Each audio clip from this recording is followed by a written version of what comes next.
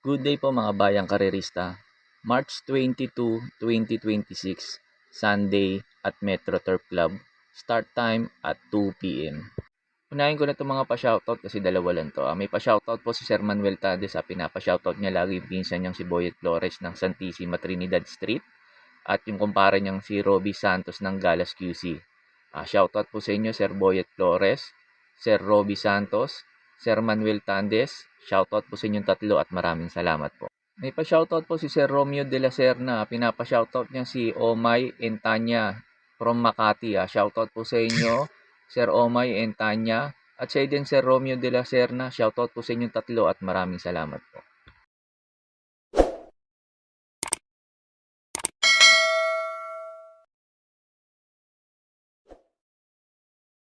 Start na po tayo. Race number 1. Start po ng first winner take all. Races 1 to 7. Distance 1,400 meters. Sa araw ng Sunday, 10 races po tayo.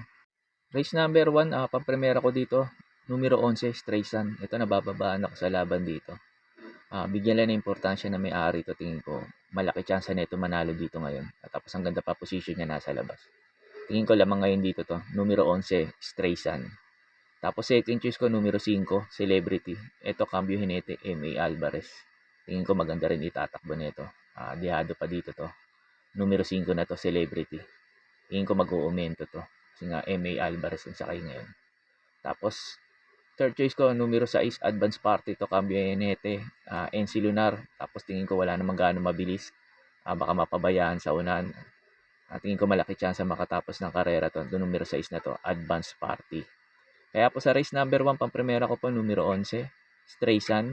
Tapos second choice ko po numero 5, Celebrity. Tapos third choice ko po numero 6, Advance Party. Sa race number 2 na po tayo, start po ng first pick 6, races 2 to 7. Distance 1,800 meters. Ito po yung unang stake race ng araw ng Sunday. Itong Classic Cup 1. Pang-primera ko dito, numero 4, Jungkook. Ito, pista niya na ngayon, Metro Turf. Dito magaling to. Si Jungkook sa Metro Turf. Saka tingin ko, papabor pa sa kanya to sakali maghabulan si Beabil at Don Julio sa unahan. Tapos second choice ko na rin, tingin ko babandera dito kasi nga maganda position niya. Last to enter. Hindi maaabala sa aparato at sa largahan. Tingin ko, kung hindi mauna o mauna si Beabil, tingin ko makakapitan kagad si Beabil, mapapahirapan. Pero pag eto yung nauna at hindi hinabol ni Beabil, tingin ko malaki chance makatapos ng karera to si Don Julio. Magaling to si Don Julio pag nauuna to. Kaya tingin ko, eto pwedeng umupset kay Jungkook tong numero 5 na to, Don Julio. Kaya po sa race number 2, pang-primera ko po numero 4, Jungkook. Tapos second choice ko po numero 5, Don Julio. Sa race number 3 na po tayo, start po ng first pick 5, races 3 to 7, distance 1,600 meters. Race number 3, pang-primera ko dito yung couple entering numero 7, Nanana Bubu, tapos 7A Let Her Cook. Tingin ko baka mauna ngayon si Nanana Bubu dito dahil Cambio Jinete, M.A. Alvarez. Baka sakaling mauna, tingin ko malaki chance na itong makatapos ng karera itong numero 7 na to. Kasi magaling to pag nauuna to. Yung mga last run na takbo nito hindi lang nauna. Tapos yung 7A naman yung Let Her Cook. Ito, mintado naman tong kabayo na to. Last run na ito, sumigunda to. Tingin ko mag-aabang lang tong 7A na to, Let Her Cook. Tapos, second choice ko, numero 11, Baobab. Ito, last run nito. Hindi lang maganda sinalida. Tapos, hindi rin maganda pwesto niya. Nasa balya. Tingin ko ngayon nasa labas. Tingin ko maganda itatakbo lalo nito kay Sarate. Saka baka magabayan na. Kasi pangalawang sakay pala ni Sarate nito kay Baobab. Tapos third choice ko na rin yung couple entering numero 1, Lucky Gem saka 180's The Moon. Tingin ko ito, tatlo na to, matibay na to. Kaya po sa race number 3, pang-primera ko po, couple entering numero 7, Nanana Bubu. Tapos 7A Let Her Cook. Tapos second choice ko numero 11, Baobab. Tapos third choice ko numero 1, Lucky Gem. Tapos 180's The Moon. Sa race number 4 na po tayo, start po ng second winner take all, races 4 to 10, distance 1,800 meters. Pang-primera ko dito yung umentadong kabayo, nakailang sunod na panalo, yung numero 6, Circus Crowd. Tingin ko maganda pa rin itatakbo nito. Tingin ko mag-uumento pa rin to. Kaya pamprimera ko 'to, numero 6 na 'to, Circus Crowd. Tapos second choice ko na rin yung numero 4, Midnight Bell.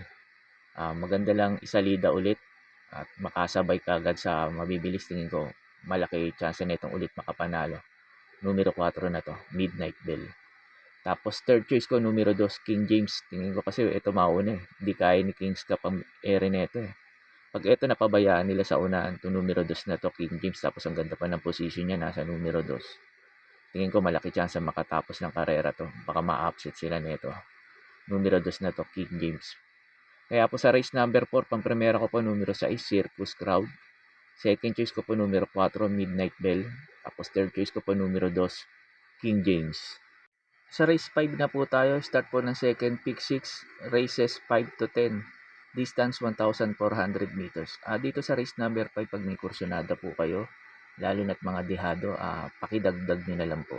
Dahil etong numero 1 na to, Miss Rainbow, ito para po sa akin dito sa race number 5. Sosolohin ko na po to. Napanood ko yung Novatos run nito. Hindi lang maganda sinalida, tapos bugaw, tapos nakarimate ito.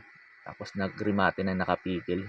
Paano pa kaya kung maganda isalida nito sa Sunday? Tingin ko lamang na lamang ngayon to. Numero 1 na to, Miss Rainbow. Tingin ko kung may a-upset dito yung numero 5 na rin, Between. Pero tingin ko, pag maganda sinalida nito ni Miss Rainbow, tingin ko lamang po dito to. Laking kabayo nito. Tapos PM Caballero pasakay. Wag lang pangit isasalida nito ng medyo matagal, tingin ko. Yun ang ikatatalo. Pero pag nakasabay naman to, tingin ko lamang dito to, numero 1 na to, Miss Rainbow.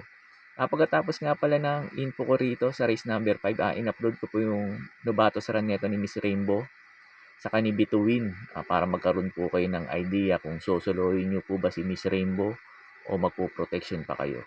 Kaya po sa race number 5 to numero 1 Miss Rainbow, para po sa akin, sosolohin ko na po. Racing. Go Marigo, looking for the lead, moving up now on the outside is Between. Between now takes the lead over Go Marigo, is running beside the rail. Heading towards the half mile, Between by 3/4 of a length over Go Marigo. And as they reach the midway point, it's Between this time by 2 lengths now from Go Marigo. And around the fourth turn, Between maintaining a length and a half lead. And coming closer now, that on the inside is Go Marigo. 400 meters left to go. It's Between. Is still a pace setter by 3 lengths now over Go Marigo. Towards the final home turn, it's Between by 3 lengths, running that on the inside is Go Marigo. 200 meters more to run. It's all Between, racing away from Go Marigo. And here's the finish line. It's all Between. Last to finish, Go Marigo.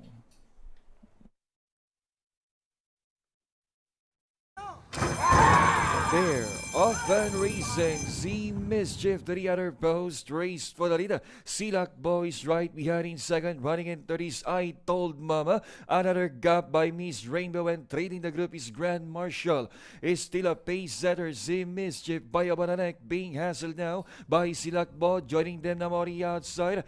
Is I Told Mama, then 7 to 8 lengths. Back in fourth position now is Grand Marshal, and at the tail of the field is Miss Rainbow. And as they race the fourth turn, is still out in front is Z Mischief by Awalaleng, being hassled now by I Told Mama. Traps back in 30, Silakbo, and trying to make up now in fourth position is Miss Rainbow, and traps back in fifth is Grand Marshal. Towards the final home turn is still a pace setter. It is still Z Mischief in green cap by Awaralenka, and racing on the outside is I Told Mama, Silakbo, and coming from off the base, moving up in the middle now is Miss Rainbow. 100 meters left to go. Z Mischief, Miss Rainbow, winding up very quickly down on the outside, and here's the finish line. It's all Miss Rainbow coming from behind, winner, beating Z Mischief. Then comes I Told Mama, Silakbo, last to check in, Grand Marshal. Sa race number 6 na po tayo, start po ng second pick 5, races 6 to 10, distance 1,400 meters. Pampremera ko dito, numero 4, Essential Lady. Tingin ko malaki na chance nito manalo dito. Lasaran nito, maganda na tinakbo nito, sumigunda to. Kaya tingin ko lamang ngayon dito to, numero 4 na to, Essential Lady. Tapos second choice ko na rin yung galing sa panalo, numero 5, Potential. Tingin ko baka makaulit ng panalo to kasi tingin ko kaya niya pa rin naman tong grupo na to. Bigyan lang ulit ng importansya na may-ari ito, tingin ko. May panalo pa rin to dito, numero 5 na to, Potential. Tapos pandihado ko, numero 9, Himanshi. Ang ganda position niya, nasa labas, last to enter. Problema lang yung hinete, ayaw magpanalo. Pero tingin ko naman, pag binigyan ng importansya to, tingin ko may panalo pa rin to dito. Numero 9 na to, Himanshi. Kaya po sa race number 6, pang primera ko po numero 4, Essential Lady. Tapos second choice ko po numero 5, Potential. Tapos third choice ko po numero 9, Himanshi. Sa race number 7 na po tayo, start po ng pick 4, races 10 to 7, distance 1,400 meters. Pampremera ko rito yung sakay ni Sarate, numero 3, Kai. Eto si Kai, yung kung itatakbo niya yung last run niya, tingin ko, na pinanalo niya, tingin ko, pwede makaulit ng panalo tong numero 3 na to, Kai. Yun nga lang, nag-protection ako, kasi nga, maraming mabibilis na yun. Yung laban niya kasi nung maiden, walang gaano mabilis na nauna siya. Kaya tingin ko masusubukan ngayon yung galing nito ni Kai kung talagang magaling siya. Kaya nag-protection ako numero 13, Tasha. Ito tingin ko pwedeng makarimate rito kasi nga marami mabibilis eh. Baka mapahirapan si Kai sa unahan. Ito numero 13 na to, Tasha. Ito pwede namang sunod lang to kaya iparimate. Tapos third choice ko na rin yung numero 14, Dreaming Always. Ito dirimating kabayo rin tapos cambio ni JB Hernandez. Sakaling hindi maganda takbo ni Kai, ito pwede rumimate. Numero 14, Dreaming Always. Kaya po sa race number 7, pampremera ko numero 3, Kai. Tapos second choice ko po numero 13, Tasha. Tapos third choice ko po numero 14, Dreaming Always. Sa race number 8 na po tayo sa last DD plus 1, distance 1,600 meters. Dito sa race number 8, pag may mga kursunada po kayo, lalo na mga dehado, dagdag nyo lang po. Kasi itong numero 2 na to, resonant para po sa akin dito sa race number 8. Susuluhin ko na po to. Ang pabor kasi sa kanya yung distansya, 1,600 meters. Itong kabayan na to kasi dirimati to. Kailangan lang maipwesto lang kagad ni JT Pabilik to. O wag lang siya magpapabugaw o magpapasalto. Tingin ko, malaki chance nito manalo dito. Numero 2 na to, resonant kasi lasaran nito. Medyo malakas lang talaga kalaban nun sila Lucency. Ngayon medyo bumaba yung laban niya. Kaya tingin ko, lamang ngayon dito to. Numero 2 na to, resonant. Kaya po sa race number 8, tong numero 2, resonant, para po sa akin, susuluhin ko na po. Sa race number 9 na po tayo, sa last double, distance 1,400 meters. Ito sa mga nagtitipid at kulang sa puhunan. Tingin ko pwedeng suluhin to, numero 7 na to, Hakim. Ang ganda kasi position niya, nasa last to enter. Tingin ko makakasabay kaagad to. Tingin ko rin di naman madidihado to, baka mayamado na rin to dito kasi nga Hakim Maristela may-ari nito.